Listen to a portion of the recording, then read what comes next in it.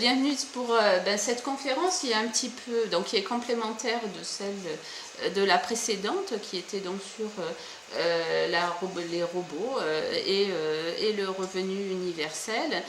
Donc là, c'est une conférence qui a plus attrait à l'économie numérique et les réels coûts que ça engendre, donc aussi bien au niveau social qu'au niveau environnemental et aussi au niveau de la guerre et de la paix, puisqu'on va voir que ça a des répercussions sur les relations internationales. Quand on a émis donc le cycle de conférences, je ne pensais pas que en positionnant à cette date l'économie numérique, ça tomberait aussi bien dans l'actualité, parce que actuellement, là, depuis 15 jours, 3 semaines, on a réellement de la promotion, de l'hyper-promotion de l'intelligence artificielle, des tas de gens qui ne connaissaient pas du tout ce que c'était. Et actuellement, donc, M. Macron, donc, qui nous dit qu'il veut investir 1,5 milliard d'euros, donc alors que nous sommes en pleine austérité, mais voilà, donc en tout cas 1 milliard d'euros sur l'intelligence artificielle. Alors on le voit là ici, et puis à droite c'est Cédric Villani, qui est député En Marche, qui est mathématicien, et c'est celui qui a rendu le rapport justement sur l'intelligence artificielle. Il en a rendu un aussi sur l'école d'ailleurs, sur comment enseigner les mathématiques à l'école. Et là, donc, on voit notre président. Donc, pour la remise de ce rapport, il a fait donc une conférence qui s'est tenue donc le 29 mars et qui s'intitulait AI ou AI for Humanity. Voilà, et en fait c'est intelligence artificielle, mais donc là c'est Artificial Intelligence. Alors, et il intitule Pour l'humanité. Donc l'objectif c'est en effet c'est nous dit tel quel dans le rapport, de donner confiance et de faire que l'intelligence artificielle qui fait un peu peur, donc puisse rester tournée sur l'humain et sur l'humanité. Alors en effet, comme on avait vu la dernière fois, M. Macron, quand il était ministre, avait déjà inscrit donc l'intelligence artificielle dans les budgets et dans la politique française, puisqu'il avait mis en place donc l'industrie du futur avec Arnaud Montebourg, et que donc l'industrie du futur, c'était en 2015, donc correspond donc à plusieurs volets. Notamment, donc, vous avez les nouvelles ressources, donc tout ce qui est énergie renouvelable, la ville durable, donc les smart cities ou les villes intelligentes ou les villes connectées, la mobilité écologique, donc les véhicules verts, les voitures électriques, les vélos, etc. Les transports les transports de demain, c'est plus tout ce qui est véhicules donc autonomes, les fameux convois routiers où il n'y a plus de conducteurs.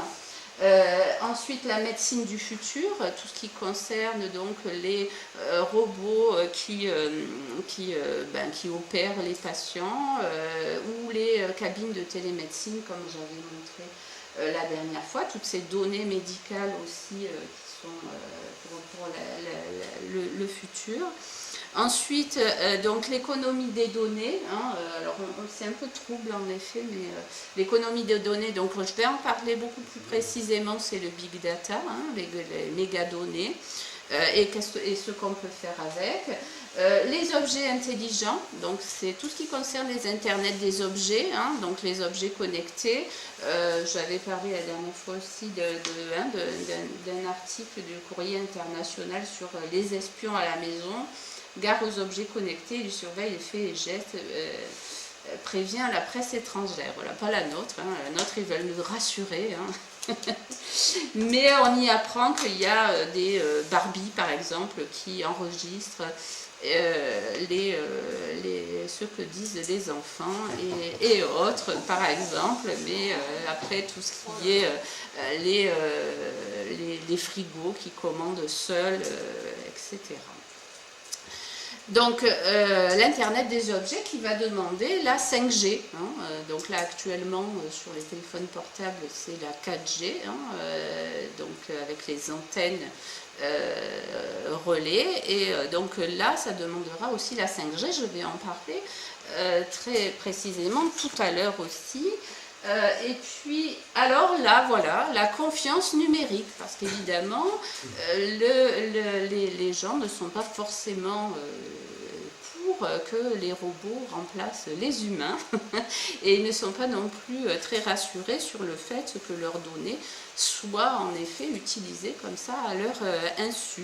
Et M. Macron, actuellement, est en train, en effet, de faire la promotion de l'intelligence artificielle et surtout d'essayer de redonner confiance aux gens. Et M. Villani, qui est un mathématicien qui a même eu, je crois, un prix, alors le prix, c'est pas un prix Nobel, mais c'est un prix Garfield ou quelque chose comme ça. La médaille, ouais, voilà, donc il est quand même reconnu dans le domaine, donc pour donner confiance à la population française sur l'installation de tout cela. Et puis l'alimentation intelligente qui correspond plus à l'agriculture. Donc, par rapport à ça, donc la dernière conférence, je m'étais plus centrée sur la robotisation et notamment le remplacement des humains par les robots. Beaucoup d'études, et puis là, donc je m'étais basée sur celle du cabinet Roland Berger, mais il y a aussi le Massachusetts Institute qui en a fait, ou alors il y a aussi le think tank Bruegel. Enfin, il y a plusieurs références qui donnent à peu près toutes la même chose. C'est qu'en fait, donc il y a environ 3 millions d'emplois qui disparaîtraient, donc dans les domaines de l'administration, des services publics, de l'industrie, puisque bon, c'est l'usine du futur, enfin l'industrie du futur, mais la police, les services, l'agriculture aussi, et même l'hôtellerie, donc ça touche un peu tous les secteurs, primaires, secondaire et tertiaire, et qu'il n'y aurait que 500 000 postes donc, qui seraient par contre dans le domaine de la maintenance des robots, des métiers de pointe ou des relations clients qui en fait où cette économie numérique robotique créerait des emplois. Ce qui est important par rapport à cette stratégie-là, c'est qu'en effet, comme pour l'économie numérique et la robotisation, les gens ne sont a priori pas pour. Les sondages montrent qu'en effet, il y a une défiance. Y compris par rapport au revenu de base, puisque comme on l'a vu l'autre fois, le revenu de base, étant donné que les emplois vont disparaître, il y a tout un courant qui est expérimenté à travers le monde et puis qui va être expérimenté là en France, puisque j'ai vu qu'il y avait un rapport du Sénat qui avait été rendu là récemment et qui préconisait de faire des petites poches d'expérimentation dans les territoires. Voilà, donc par rapport à ça, on voit bien que la population française donc, est attachée à avoir un emploi, et donc que les robots les remplacent, c'est pas quelque chose qui a priori est très porteur en termes politiques. C'est marqué dans les droits de l'homme, le droit à l'emploi. Voilà, c'est ça. Je crois que je ne sais plus si tu l'avais pas dit dans le Oui, c'est ça. Dans la déclaration, c'est l'article 23 de la Déclaration universelle des droits de l'homme. Et donc voilà, donc on est vraiment sur une politique qui va pas du tout dans le sens de l'opinion. C'est pour ça que par exemple, vous avez, même si vous en avez un peu à droite, à gauche dans les partis politiques qui parlent de ce revenu de base, finalement, il n'y en a pas beaucoup qui l'ont proposé réellement. Alors, la révolution, alors comme on voit, l'industrie du futur, ça n'est pas uniquement l'industrie du futur, mais en fait, c'est l'économie numérique qui donc correspond à l'humain augmenté ou le transhumanisme.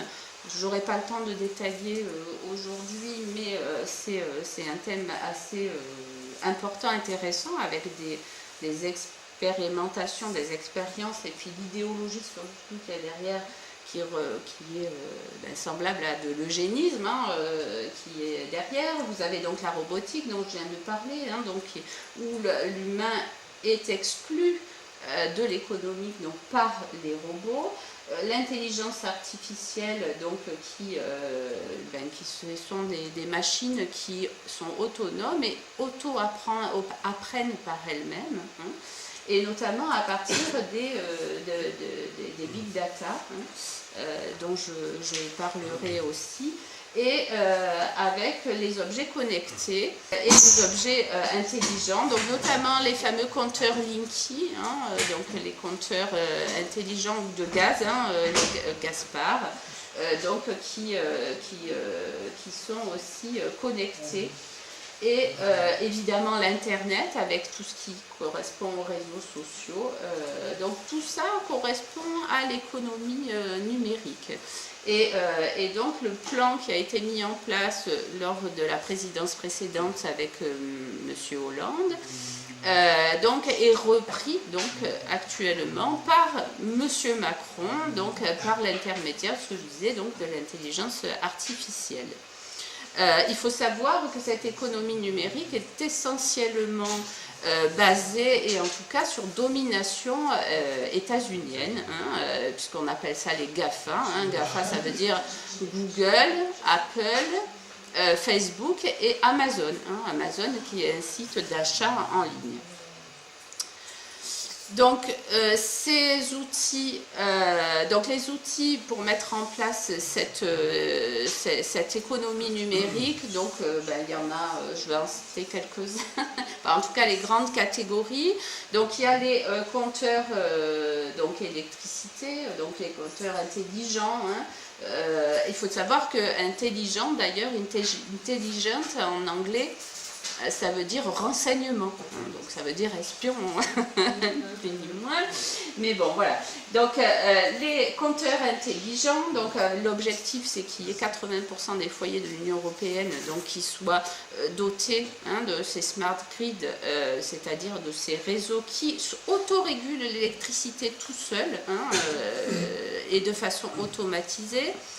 Vous avez donc les puces RFID qui sont les Radio Identification, donc c'est vraiment pour identifier les gens. Donc soit elles sont actives ou elles sont passives, c'est-à-dire que soit on peut simplement les détecter pour les identifier, ou soit elles peuvent envoyer des signaux, comme par exemple les étiquettes intelligentes qui sont prévues sur nos produits alimentaires ou autres, donc qui enverront des signaux pour dire, pour les géolocaliser ou autres, ou pour les frigos qui doivent commander peut-être donc des choses. Vous avez donc les véhicules électriques et autonomes, donc qui sont connectés aussi. Les smart cities, donc les villes intelligentes, les villes connectées, les Internet des objets avec le réseau des 5G, et tout ce qui est dématérialisation des services, notamment le big data, mais aussi les paiements sans contact, vous savez, sur les cartes bancaires, la santé, alors toutes les données de santé, notamment le dossier médical partagé, que j'ai appris il n'y a pas très très longtemps, mais alors ils ont déjà essayé de faire ça, c'est-à-dire qu'on ait un dossier numérique de notre santé, qui s'appelait dossier personnel, je ne sais plus quoi, mais il fallait que les gens donnent leur autorisation pour que ce dossier médical existe, et il y a eu une grande résistance apparemment des médecins mais aussi des gens de mettre en place ça. Donc là ils vont réinvestir encore quelques millions pour pouvoir vraiment que ces dossiers existent, de façon à ce que chaque praticien puisse aller voir et remplir ce dossier médical avec les scanners, avec toutes les données, donc au niveau médical. Mais il y a donc dans toutes ces données publiques, il y a aussi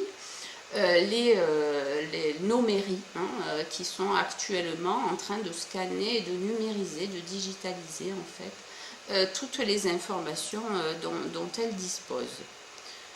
plus nos impôts aussi, quand nous sommes de payer par Internet et de remplir par Internet, etc.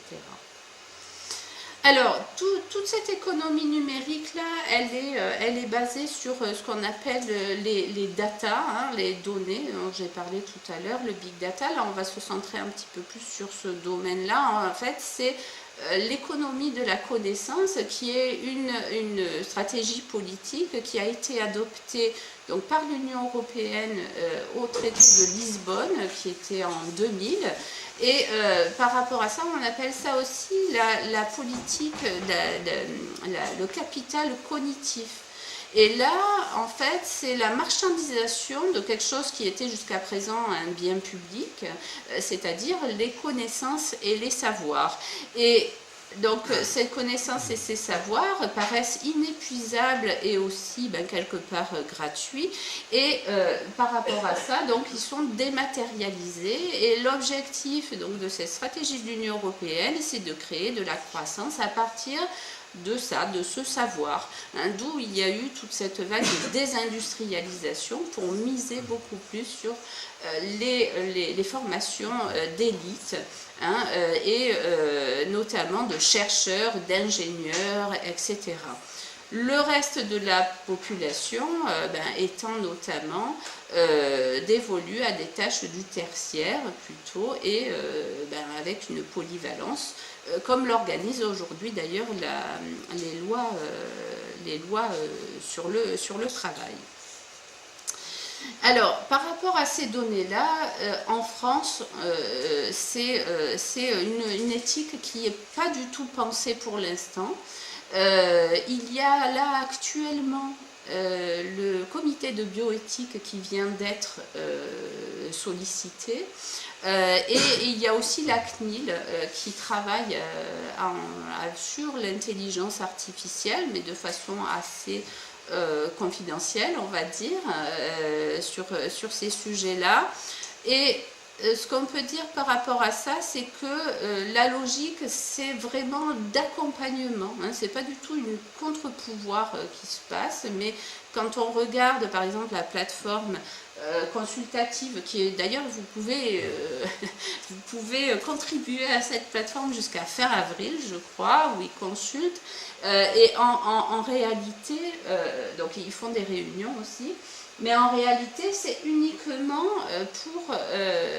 pour dire comment on fait. Voilà. Donc c'est la politique du fait accompli. Voilà. Les données médicales, elles vont être ouvertes. Donc comment on fait pour que ces données de santé, on les régule mieux, hein, et que ce soit utilisé vraiment pour le soin des gens. Ou alors comment les neurosciences peuvent rester au service de l'humain. Donc voilà, c'est des thèmes, des sujets qui sont débattus donc, dans ces plateformes-là, Internet ou en réunion par petits groupes, qui en fait sont là pour essayer de tester justement les résistances qu'ont les gens et de voir comment on peut faire pour leur donner confiance, en tout cas par rapport à ça.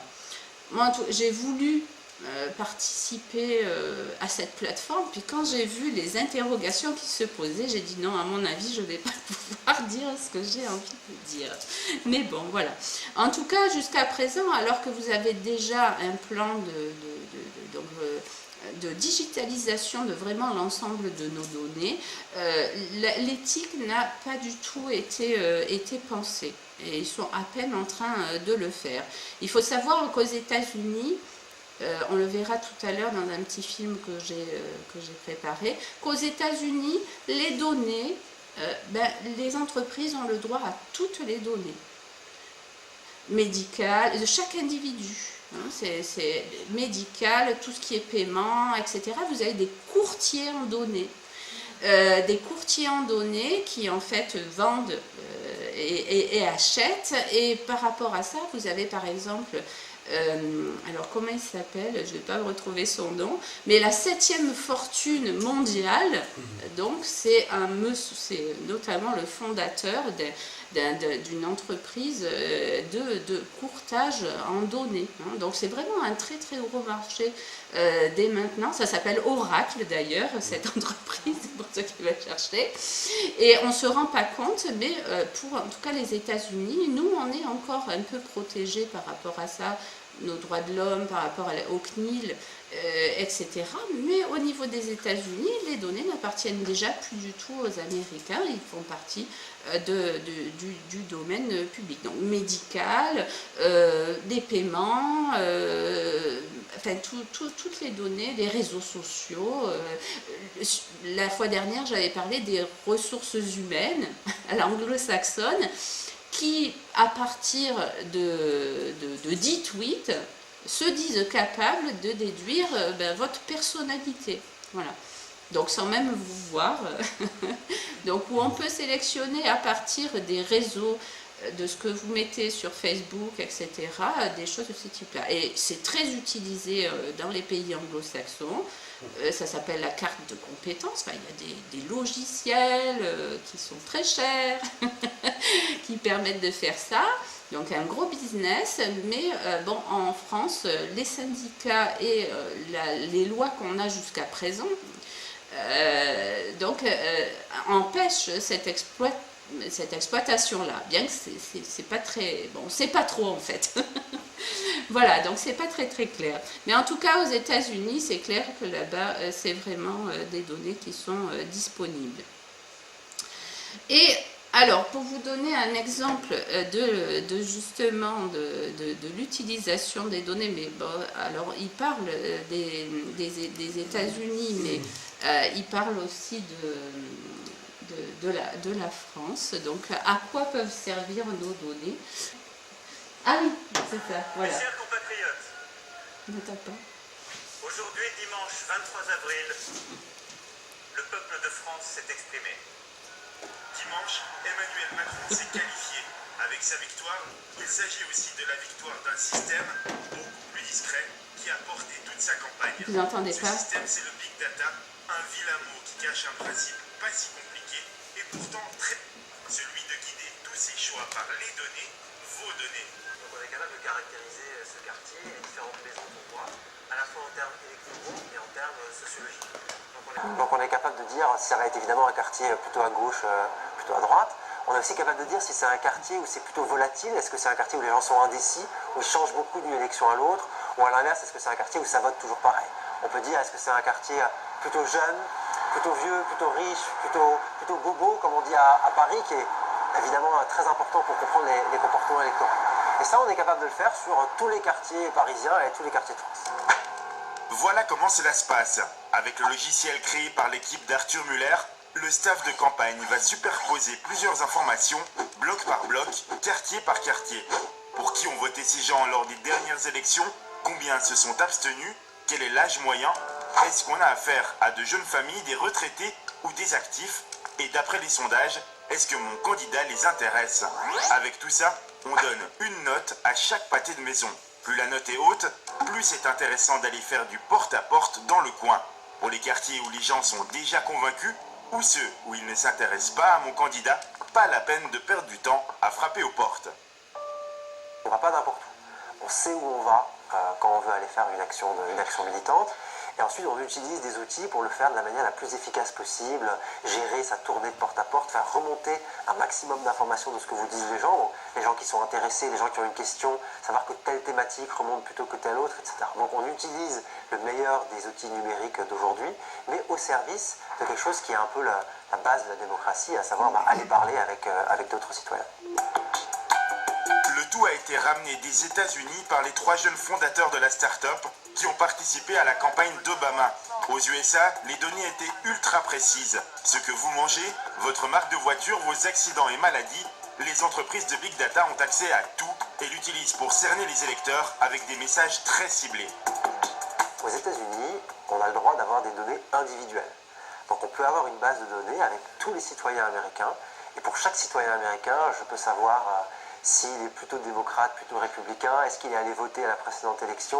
Je peux aller regarder, je ne sais pas, le fichier des abonnés des magazines et me dire, ah, ce magazine est plutôt à droite, donc je pense que cet électeur est plutôt à droite, etc. Donc en Europe, les données sont différentes. On arrive à faire des trucs extrêmement impressionnants en Europe aussi, mais avec un autre cadre législatif.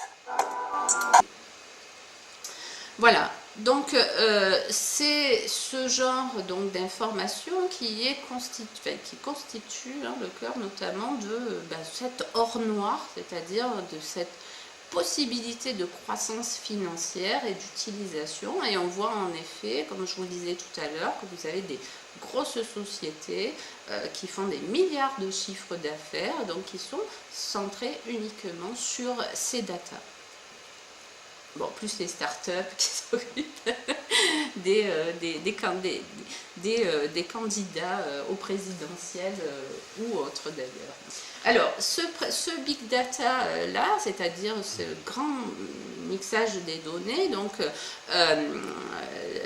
par des calculateurs et des superordinateurs, a été établi notamment en Union européenne, donc la libre circulation des données.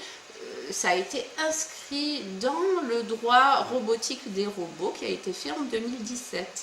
C'est-à-dire que ça impose aux pays de l'Union européenne d'en effet qu'il y ait cette libre circulation des données pour pouvoir l'exploiter et pouvoir donc arriver à réaliser la stratégie de Lisbonne, cette fameuse, ce dont je parlais tout à l'heure, de cette économie de la connaissance qui a été établie en 2000. Il y a les CNIL européennes qui sont justement en train de travailler sur l'éthique par rapport à ce genre de données-là, en sachant que aux États-Unis, comme on a vu, il n'y a pas du tout d'éthique. Ce que j'ai trouvé intéressant dans le documentaire, c'est que pour eux, c'est de la super démocratie, parce qu'on va demander aux gens directement ce qu'ils ont envie. Voilà. Alors qu'en fait, c'est pour formater le programme, alors notamment, comme il dit, on fait remonter des informations pour savoir ce qui intéresse les gens. Et c'est pour ça que M. Macron, par exemple, c'était le candidat qui n'avait pas de programme. On a trouvé plusieurs, pendant tous les débuts de ces campagnes, ils disaient non, moi je n'ai pas de programme, c'est la vision qui est importante, etc. Parce qu'en effet, par rapport à ça, pour adapter son discours à ce qu'attendaient les gens, et c'est le principe du big data, il fallait en effet pas trop mettre les pieds dans le pas et pas trop se mouiller au départ avec un programme qui n'aurait pas correspondu. Voilà. Alors, qu'est-ce que c'est? Alors, il y a plus haut que l'Union européenne, il y a le G8, et François Hollande, à peine arrivé au pouvoir, dès 2013, donc a signé au G8 la charte Open Data, qui présuppose que dans un monde ouvert, en effet, les données, c'est important. Un mouvement au potentiel extraordinaire pour encourager l'émergence d'entreprises et de gouvernements plus responsables, efficaces, proactifs, efficients et pour stimuler la croissance économique. Voilà. Donc, il est clairement dit que ce data, cette open data, c'est pour faire de la croissance. Et la croissance, je vous rappelle, c'est de la croissance financière uniquement, et donc qui est infinie, donc de l'accumulation de richesses. Sur cet aspect un petit peu plus économique, j'en ai parlé dans les conférences précédentes sur le contrôle de gestion et aussi sur celle sur les services publics.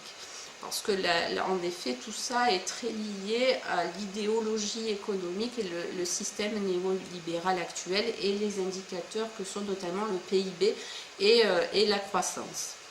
Voilà, donc sur cette charte.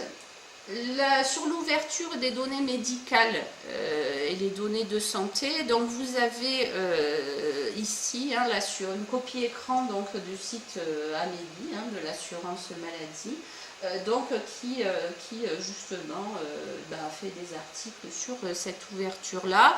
Il faut savoir qu'actuellement, c'est l'entreprise Sigma, l'entreprise privée Sigma, qui est chargée de collecter les données médicales dans un super serveur.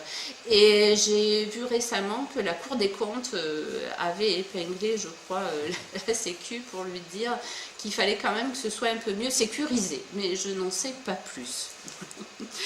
Et sinon, donc vous avez une chose importante, c'est la régionalisation, c'est-à-dire l'échelon local. Hein, tout ça se met, cette politique-là est très liée aux régions, hein, aux euro-régions, et notamment les financements de l'Union européenne pour le big data, pour les entreprises du futur, sont gérés, pilotés à ce niveau-là et pas au niveau national. Donc c'est décentralisé, hein, donc et ciblé sur cet échelon-là. Et là, c'est une copie écran de, par exemple, celui de la région PACA. Alors, autre type de données, parce que j'ai parlé des données médicales et puis des données donc régionales et autres, donc les data sur les ressources humaines, hein, notamment le compte personnel d'activité, dont chaque Français est doté aujourd'hui, donc qui est un livret numérique, qui recense tout un ensemble de données, mais ce n'est pas vous qui les renseignez, en fait, c'est tout un ensemble d'institutionnels qui y mettent les données. Et je l'ai mis en dernier parce que c'est le LSUN, le livret scolaire unique numérique, qui est en fait le livret qui recense les compétences que nos enfants acquièrent à l'école, puisqu'aujourd'hui ce ne sont plus des notes, hein, ou en tout cas la mise à mort des notes a été bien entamée, mais ce sont des compétences. Hein, donc. Et alors pourquoi je l'ai mis dans le compte personnel d'activité? Tout simple, parce qu'il est à part, hein, l'école et l'entreprise, a priori ça n'a pas de lien, et de prendre en plus en compte les résultats scolaires que vous avez à l'école pour les mettre dans un même livret, c'est quand même problématique. Mais en fait, c'est parce qu'il y a une passerelle orientation qui permet justement d'avoir le passage de ces éléments-là, donc par notamment les actes d'orientation professionnelle à la fin du scolaire. Le livret scolaire unique numérique, alors puisqu'on parlait du big data, sert aussi à affecter par algorithme les gens dans les écoles. Hein. On en a parlé pour le post-bac, mais c'est pour les troisièmes aussi, ça a un autre nom, dont je ne me souviens plus, AlpNet, quelque chose comme ça. Donc ça sert aussi à vous orienter. Donc l'intelligence artificielle sert aussi à vous orienter sur des branches et sur des établissements. Voilà. Il y a l'ONU, hein, le Comité des droits de l'enfant, qui a par deux fois, donc en 2009, et qui a reprononcé ses préoccupations pour la France concernant la violation des droits de l'enfant et de leurs parents, du fait que les gens ne sont pas au courant des informations qui sont sur eux, hein, au niveau informatique, et qu'en plus c'est même pas limité dans le temps, hein, voilà. Donc il y a réellement, donc le comité des droits de l'enfant dit clairement que c'est un viol des droits de l'enfant. Alors, autre chose qui permet d'avoir des données, hein, sur les gens, c'est la Smart City, donc qui sont ces villes intelligentes. À savoir que Grenoble est quand même pas mal en pointe là-dessus, bon, pas mal au niveau des nanotechnologies, de tout ce genre de choses, puisqu'on a un pôle industriel qui est électronique et autres qui est important et universitaire.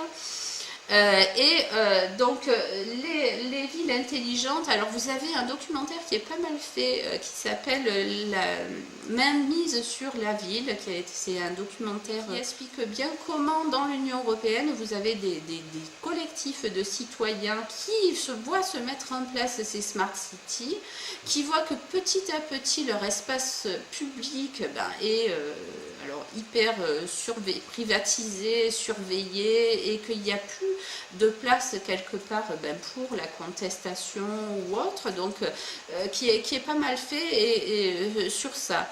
Il y a notamment Europa City qui est en banlieue parisienne, qui est en train d'être construite avec les investissements c'est Auchan, je crois, qui est derrière.